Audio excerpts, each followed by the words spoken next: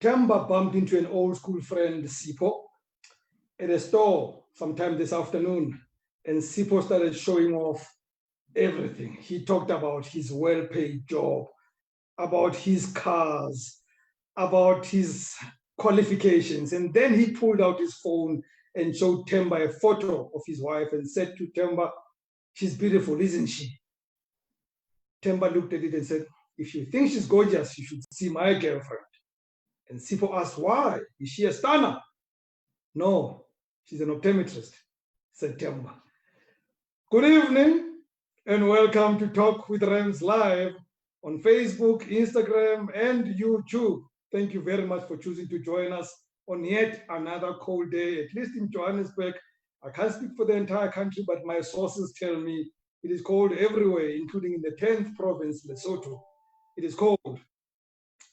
I hope you're warm, and I think you should be warm because I'll tell you what, sometimes we take things for granted, and I realized something special happened today. The president was going to speak at 7:30, or at least his people had scheduled him to speak at 7:30, and the president said, "No, let's talk with Rams Live. Let's only do it after 8 o'clock." That's how I realized we are very serious.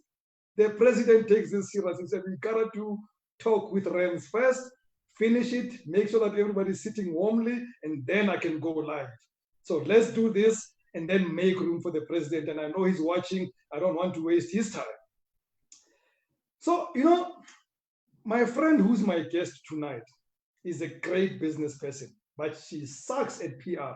She never does a good job to tell about her business, her organization that does amazing work. So I'm going to try and tell you a bit about Uzenzele Hold. It's a niche advisory and consulting firm based in Pretoria, founded by Zahra and Rawjee sisters in 2010. They have over 60 years of combined experience in business development, capital raising, and accessing governmental funding. They partner with growing companies, people like you and I, to access developmental funding available from local and international development funding institutions, non-traditional financiers, and commercial banks focused on growth in South Africa and selective countries. So she joins me again, our funding coach, Zahra Rawjee, director and co-founder of Uzenzele. And tonight, we've got something special to talk about. My friend, I've done the PR. Let's do the business. Good evening. Evening, Rams. Thank you for that. I'll leave it to the professionals to do the PR. No, one of the reasons I thought about this is that we should never let our viewers take for granted what we give them, so that they must know where it comes from. I think it's always important that they know this background, and even if we have to repeat it again and again and again, so we should, because one, they're getting you for free, at least on this platform.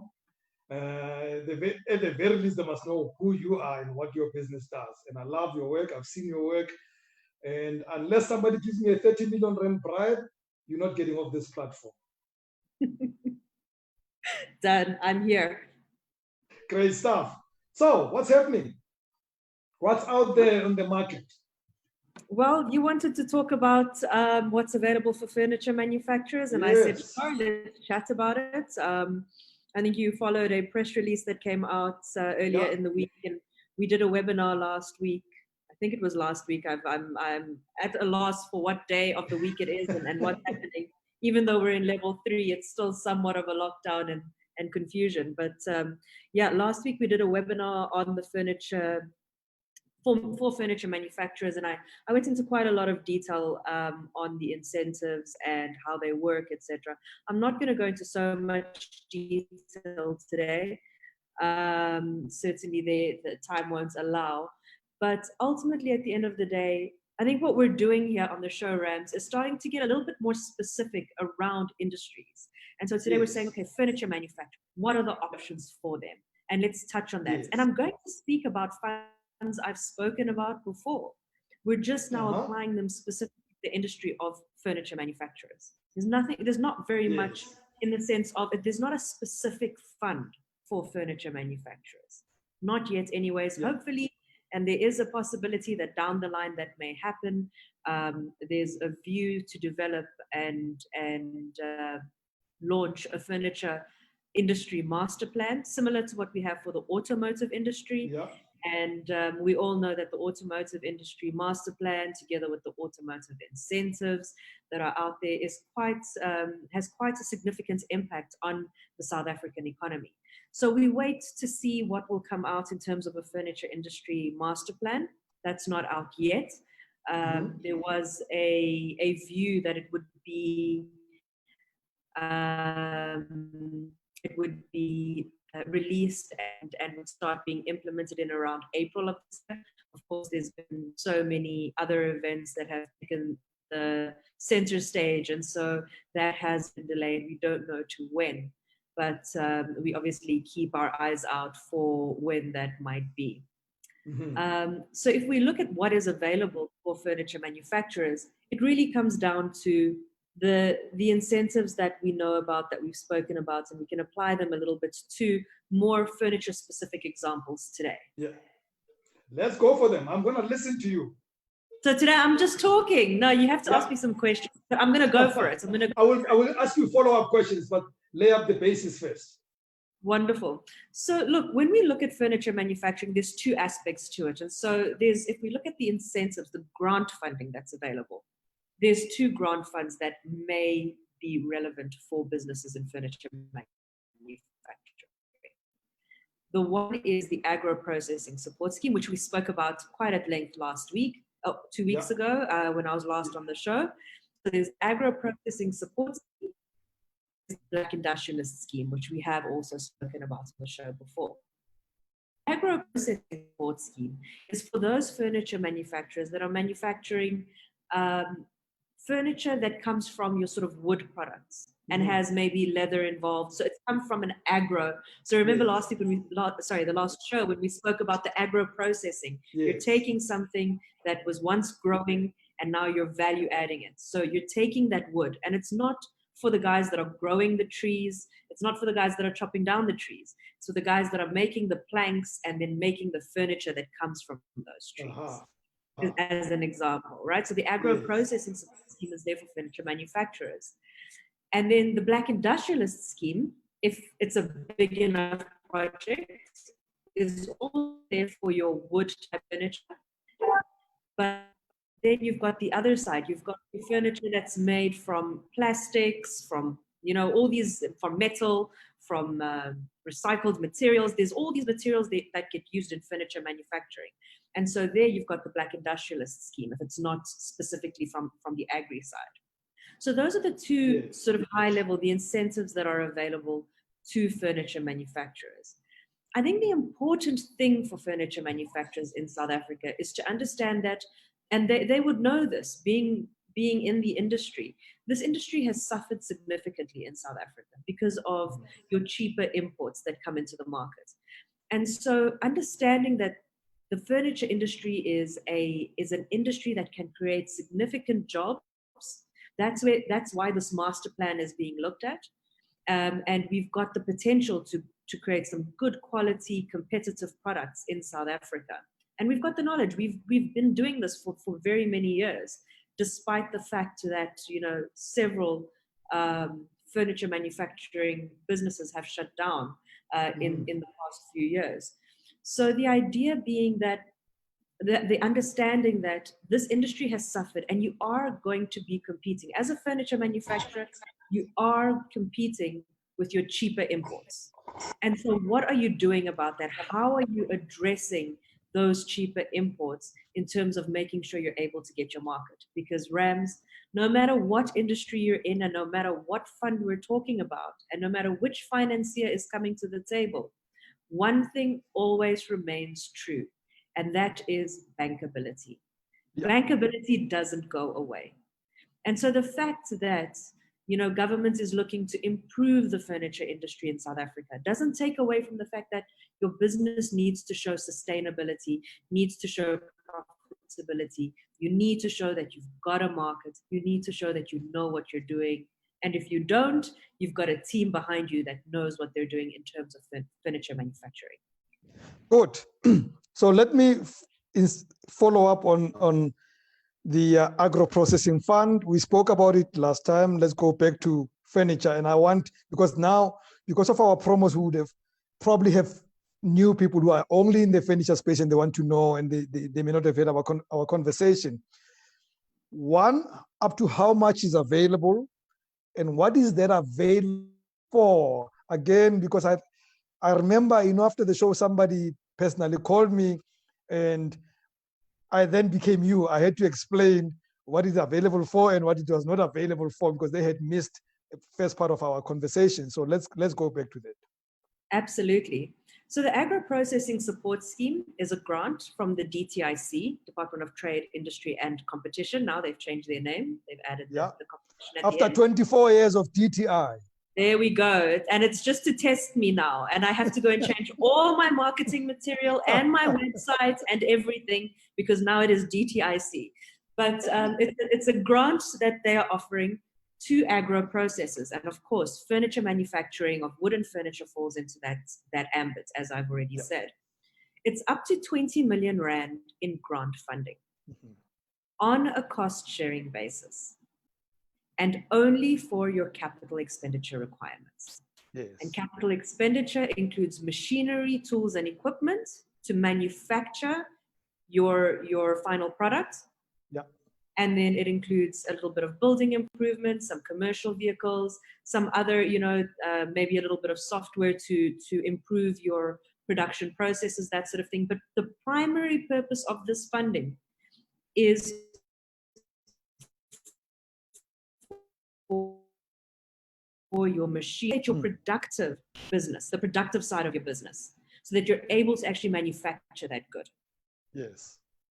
And that's really what it comes down to. And then it's on a cost sharing of between 20 to 30%. So if you need to buy a machine that costs 10 million Rand for the machine, as an example, and I'm simplifying it a little bit, your machine costs 10 million Rand, you will get a contribution in the form of a grant of between 2 and 3 million Rand towards buying that machine.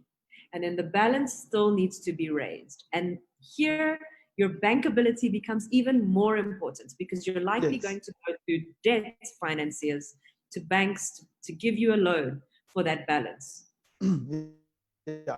And they're going to seriously interrogate that bankability. Oh, sorry, my microphone just fell. Let me do this thing right. It's the winter. It's not my fault. Don't blame me. Let's blame the winter. Yeah, I'm frozen.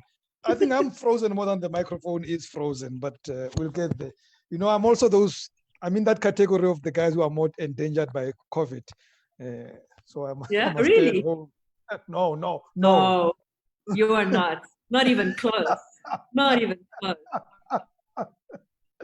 So, Global Business Connector on Instagram asks, I think you're answering it, but he goes on further. Maybe there's a bit of confusion there. He says, what are the funds being made available for? Sustainability is mentioned. What about coaching on growth plans that would ensure that sustainability?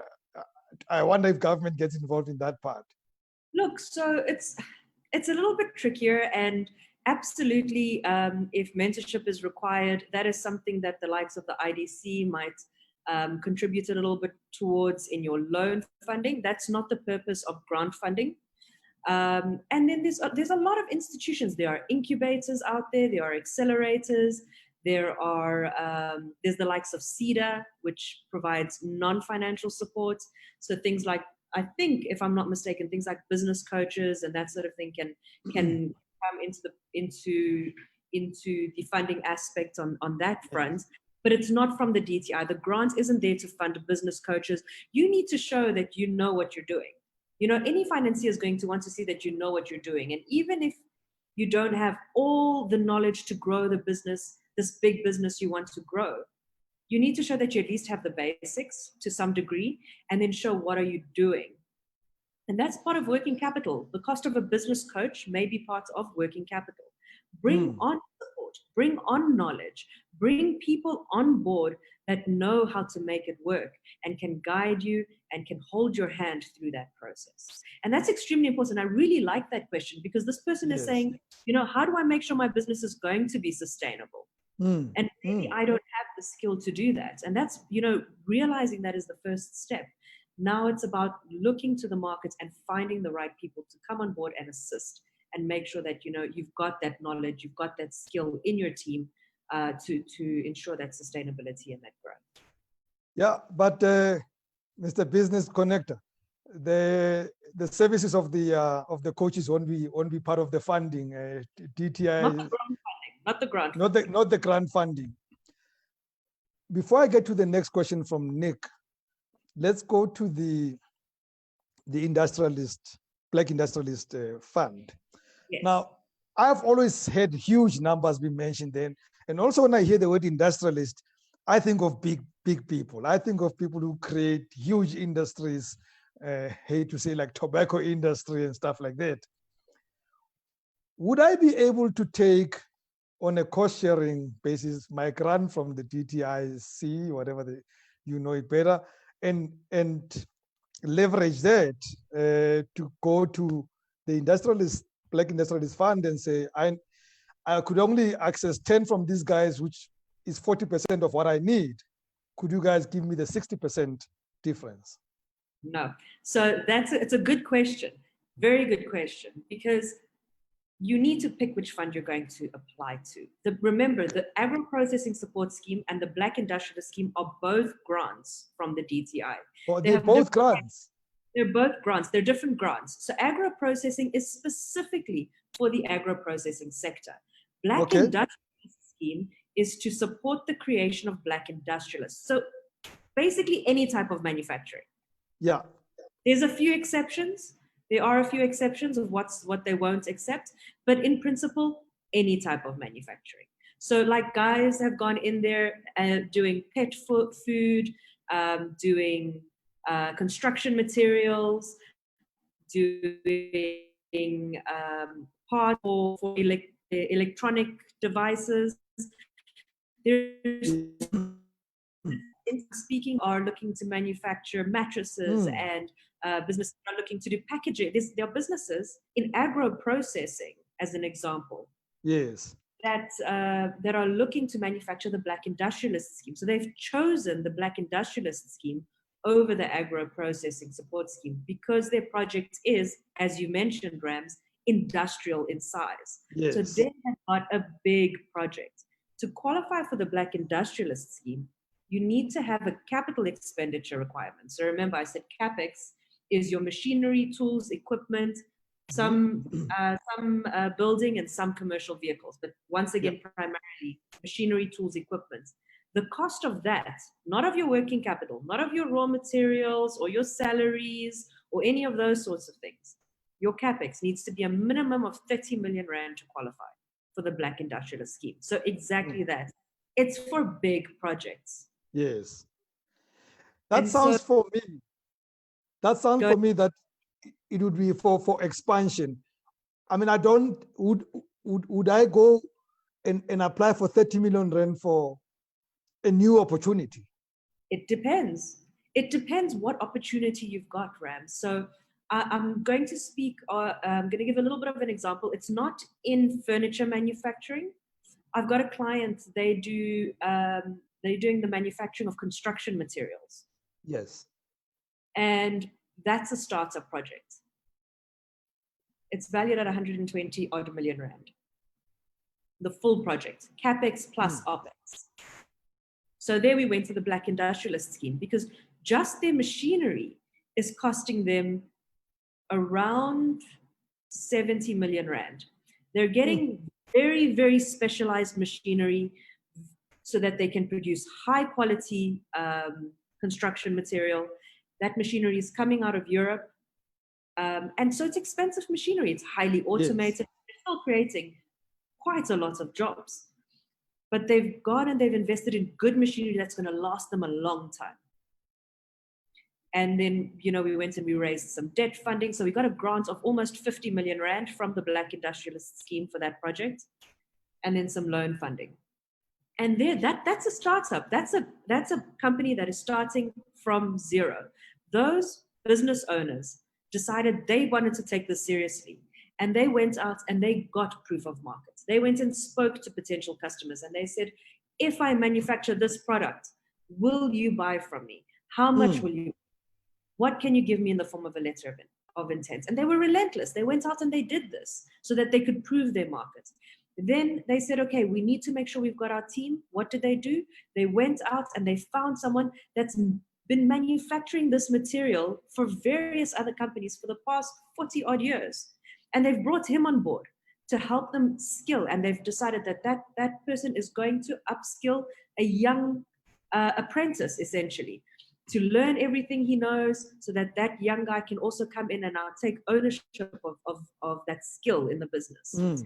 They know how to run business, but they were aware that they didn't understand the technological aspect and the intricacies of manufacturing this specific project. So they went and they brought that on board. And when we went to the financiers, we said, here's the person's CV.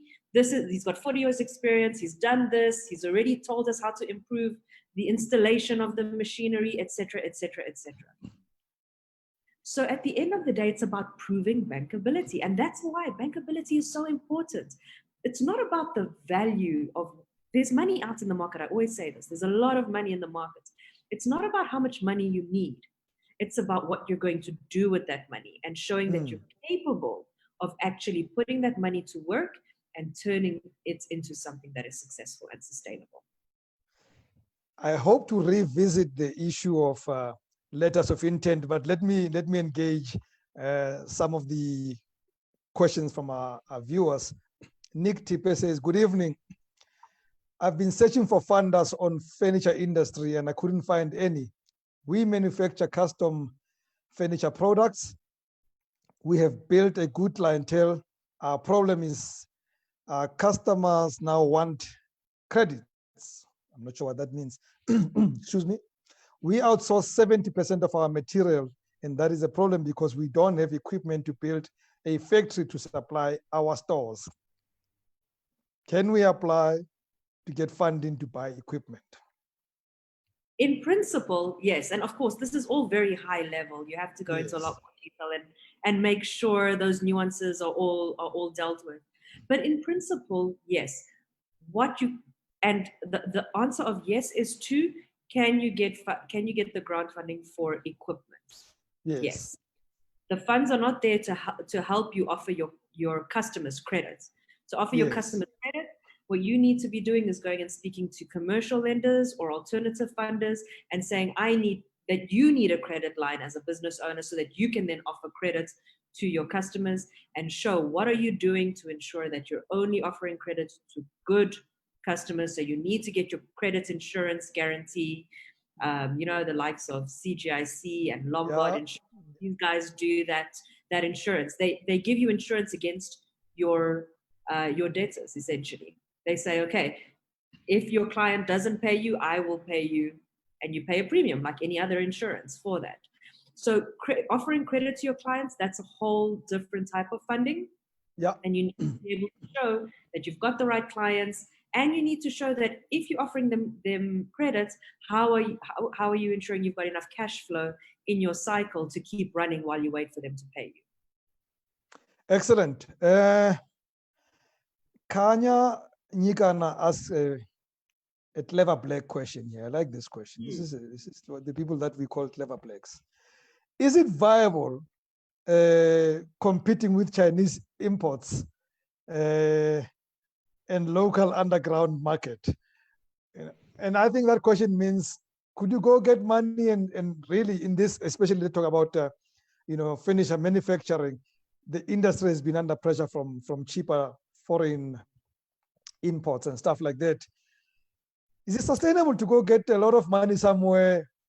Because I can't compete with the Chinese market anyway. So that's the thing, Rams. And if you're trying to compete with like for like, you're going to struggle. So if you want to manufacture something cheap that needs to be replaced in a year or two, then you're really going to struggle competing with the likes of the Chinese imports.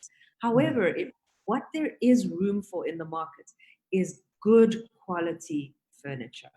Yes. That has always been the case, because the stuff that comes from China, not very much of it is high quality, right? It's cheap, it's quick to assemble, it's quick to fall apart, it needs to be replaced. You're buying that stuff that, it's easy on your pocket, but you're spending that money constantly. There is a market. Then what businesses also need to understand and realize is that they need to take advantage of the fact that, businesses, your corporates, the likes of your corporates, are looking for localization. And so they are looking for providers. It's important to go and engage with your potential customer and make sure you're able to provide what they are looking for. If you go and speak to, for example, your big corporates, your banks, those guys change out furniture regularly. So go in there, speak to them, say, look, I want to supply you with all your boardroom tables and chairs and whatever the case might be, and I'm going to manufacture this locally. Speak to them. You have to be competitive. You have to offer the price they're willing to pay, and you have to give them good quality. But the market is there. And your big corporates in South Africa are under a lot of pressure to procure locally and locally manufactured products.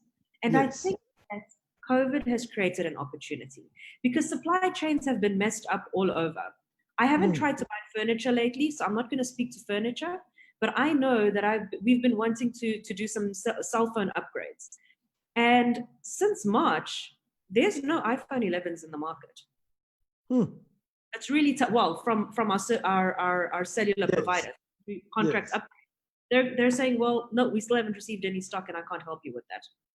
So we're on waiting lists, and we have been since March.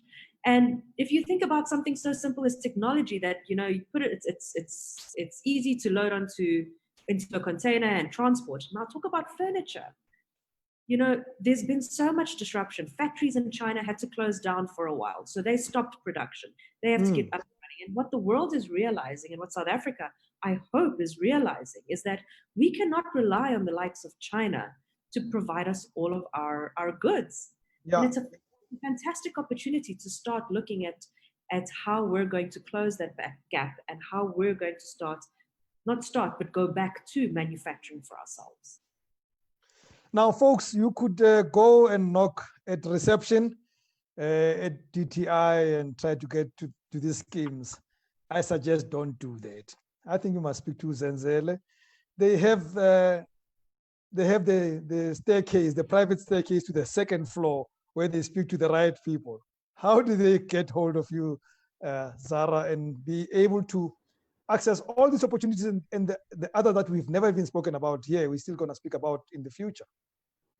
The best way to get in touch with us is via our website, so www.uzenzele.com.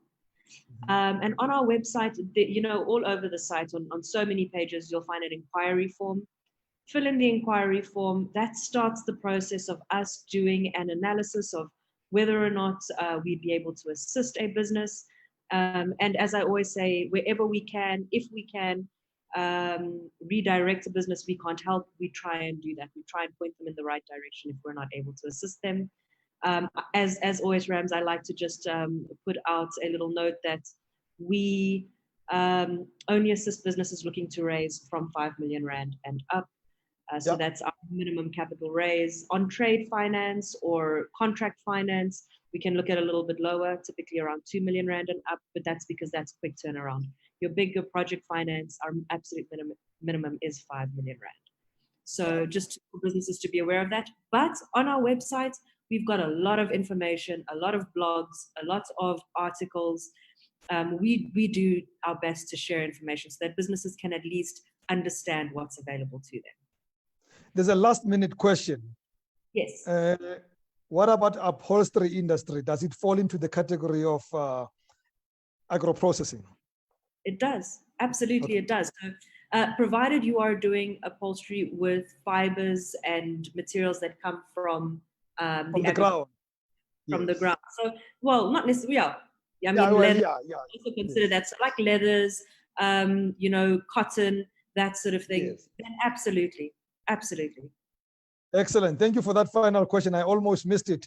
Zahra, I try to keep good friends. And this one day I'm not going to mess up with a friend of mine. He asked that I finish at 8 o'clock tonight. I've already passed the time because he's about to go live. So, Mr. President, I'm sorry, but we're going to let you go and address the nation.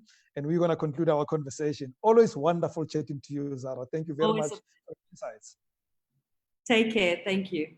Thank you very much. And to you all on Facebook, on YouTube, And on Instagram, I acknowledge all of you. I could read all of you by name, but thank you very much for your contributions. There are people who are asking about media companies and stuff like that. I think it's not relevant to this conversation. We shall engage offline. But thank you very much for tuning in. We are back tomorrow, same time, same place, 7:30 p.m. Talk with Rams live on Instagram, Facebook, and YouTube. Frederick Mabizela is sitting somewhere producing this show, seeming very cold. So I thank him very much for making sure that we go on unbroken. And from me, Rams Mabote, good night and God bless.